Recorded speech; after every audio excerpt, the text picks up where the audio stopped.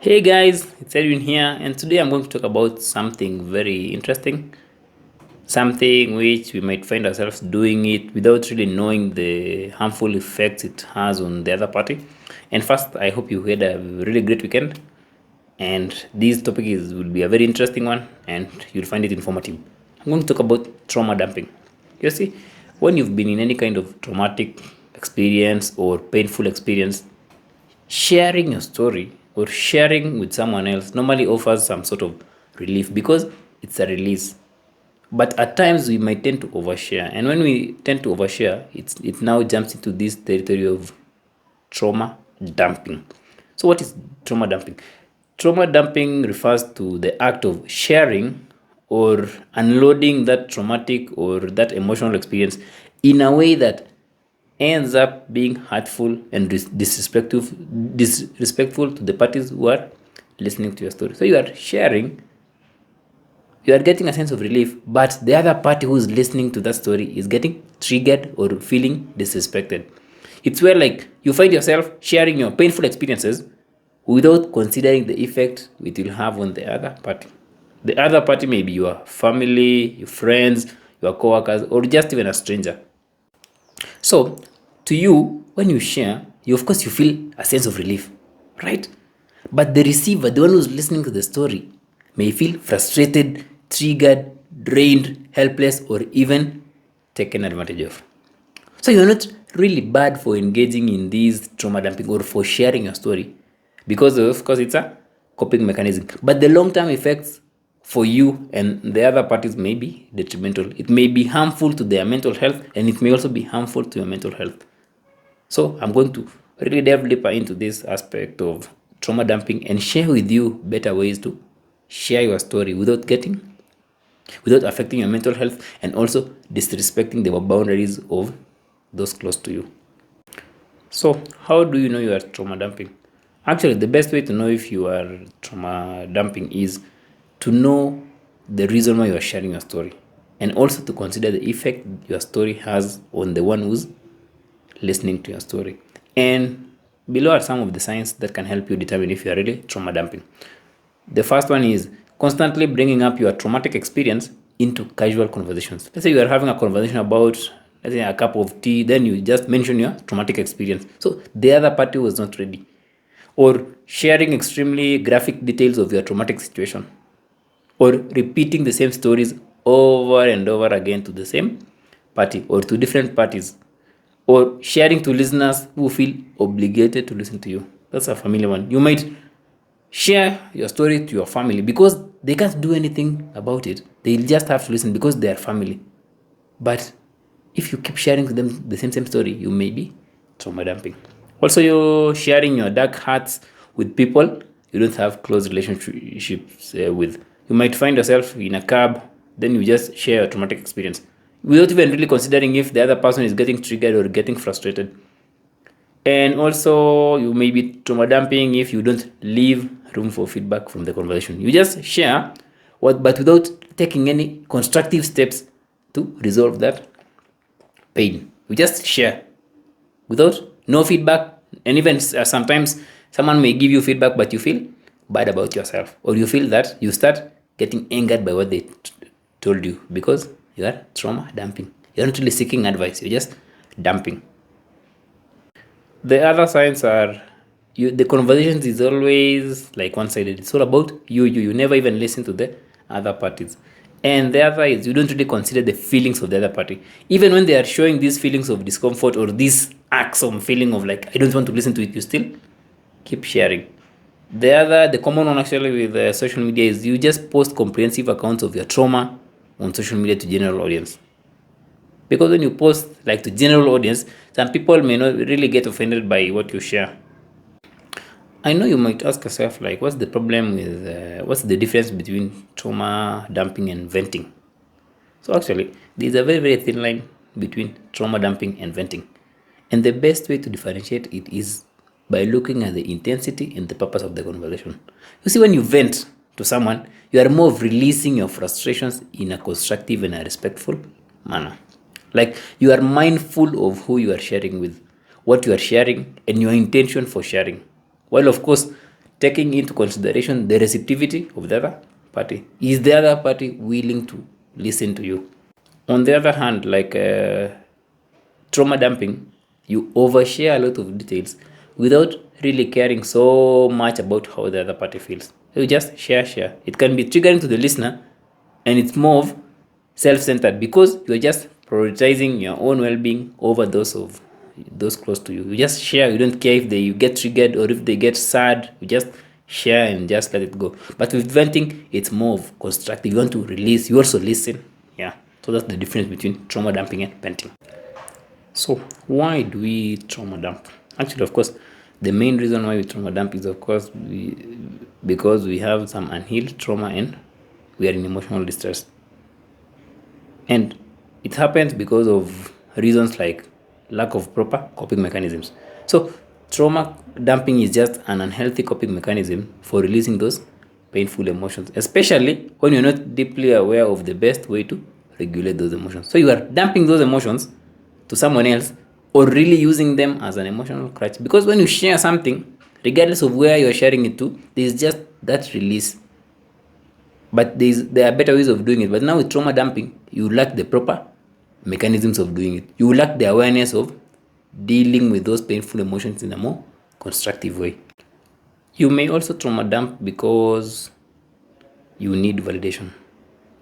You see, when you've been in a traumatic experience or when you've undergone any kind of abuse, you may feel isolated, you may feel that no one is listening to you or no one is understanding you. So you, of course, resort to trauma dumping because at least you are sharing with someone, regardless of the effect it has on them. So your trauma dumping may have also made your friends isolated because when you share to someone, people may start avoiding you because people are getting triggered. So you may find yourself just sharing with anyone because you want validation, even from a stranger. So that's why you may find yourself trauma dumping. The other reason is trust issues. So because your trust has been betrayed by your loved ones or by those close to you in the past, you may resort to trauma dumping because you can't really trust those close to you. So it's better to find strangers online and just overshare with them because it feels more comfortable and safer. So there are actually legit reasons why people trauma dump. You may also find yourself trauma dumping because that's how you've been conditioned since childhood. So you were raised in an environment where you were on the receiving end of your caregivers or your parents trauma dumping. So they overshared with you and you just view trauma dumping as a normal way of communication. Like you just see that sharing a story regardless of you don't care about the other party because your caregivers never cared about your feelings when they were sharing it with you. So you just resort to just share it without really caring about the other party. The last one is denial. You may also find yourself engaging in this habit of trauma dumping because you've not yet come to terms with the severity and the impact of your traumatic experience. You've not yet acknowledged the need to address those unhealed wounds. Trauma dumping actually, it has long-term effects to the dumper and the listener. Trauma dumping first can damage your relationships with those close to you. You may find your co-workers, friends, and loved ones isolating you. They will isolate you not because they don't want to listen to you, but because they are feeling helpless or uncomfortable when you share your story. They may not have the answers you are seeking, and they've been listening to the same story for a very long time, so they don't even know what to tell you. So they just avoid you. So for instance, like say you are in an abusive relationship, of course you might share those traumatic situations which your partner has put you through, right? So your loved ones will of course offer you advice like leave, file for divorce, but you just can't do it because of course of a number of legit reasons like trauma bonding, familiarity, conditioning. So your loved ones will think that you are not listening to them. Like you are always talking about how you are being hurt by someone, but you don't also take their advice because of legit reasons. So because your loved ones will feel that you are not listening to them, they may start avoiding you because they just don't know what to do, and they might also be getting triggered by what you are sharing. They might also be in abusive relationship, but they don't want to talk about. So when you share yours, they feel triggered, so they choose to avoid you. The secondary impact of trauma dumping now is you'll end up feeling more pain because those close to you are isolating you, and your mind is now getting the evidence in quotes of your deep unworthiness or being unlovable. Because most of the time, because of those negative beliefs, when people start moving away from you, your mind will latch onto that and say that this just proves that I am unlovable. So trauma dumping is self-sabotaging because it ruins your support network and pushes away your loved ones, which leads to more pain, which leads to more rejection, which leads to more isolation. Also, trauma dumping may actually look like a temporary relief, but it will just keep you stuck and prevent you from dealing with your unhealed wounds in a healthy way. You see, like, there's no problem with sharing your story, but at times there's something we overlook. When you continuously like share your traumatic experience in an unhealthy or unproductive ways, it reinforces those negative thought patterns. Those negative thought patterns are in the lines of no one loves me, no one listens to me, and the emotions associated with that traumatic experience. So it may keep you stuck in this eternal victimhood because your actions are more of preserving the pain instead of fully looking at healthy ways of dealing with the pain. Makes sense? When you just use sharing as coping, you want to hold on to that story. Regardless of if it's venting or even trauma dumping, when you just share so much, you are using that story, you might find yourself clinging to that story. But actually healing is getting to the point where you even drop your story. So there's no problem with sharing your story, guys, but always strive to reach to the point where your story does not really define you as a person. Like your past experiences does not define who you are presently. Hope that makes sense. So one common question people ask along these lines is something like, is trauma dumping abusive or toxic? Or is oversharing my story toxic? So it's not really abusive or toxic because most of it is done unintentionally, as we said, because it's just a coping mechanism. And we may not be aware we are trauma dumping and hurting others by oversharing, but it can jump into emotionally abusive territory when you use it to control or to get something from someone. So when you use your story, your traumatic past, to push someone to do something they're unwilling to do, or to push someone to lower their boundaries, then that's jumping into toxic level territory. It's just like pulling this victim playing card while intentionally ignoring the boundaries of another person. But guys, don't beat yourself up if you found yourself engaging in a bit of trauma dumping. We are all learning here. But the best thing to do is I'm going to share with you better ways to share your story without hurting yourself and hurting the other person. So when you learn about trauma dumping or oversharing, it doesn't mean that you stop sharing your traumatic experience. No, it just helps us to find healthy ways that will promote your general well-being and that of the receiver and that of the recipient. So to share in a healthy way that is not hurtful, you can practice some of the following tips. Of course, the first thing is to consider whether the environment you are sharing is the most appropriate place for sharing. For example, like in a workplace setting, it's not really advisable to share your traumatic experiences. Also, the second thing you can do is to ask the listener if they are comfortable before sharing your story. Like you can tell someone, hey, I'm going through this experience and would you be willing to listen to me? Someone might say yes or no. If they say yes, continue. If they say no, you stop. It means that you are respecting them. Of course, the other thing is to consider the effect of what you are sharing will have on the other person or on other people. Will it be empowering or will it be disempowering? The other one is to, of course, you have to be objective on why you really want to share a story. Like, why do you want to share a story?